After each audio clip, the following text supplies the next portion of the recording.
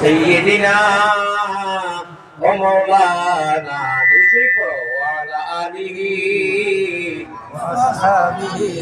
وسلم الله তে বাত না ইয়ার দায়িত্ব এবং কোনো দোষটা হইছে না এটা যেটা টিমি আওয়াজ দিলা তুই আওয়াজে পুরো তার আমা হইয়া যাবে কিনা কিনা আল্লাহুম্মা সাল্লি আলা সাইয়্যিদিনা وعلى آل سيدنا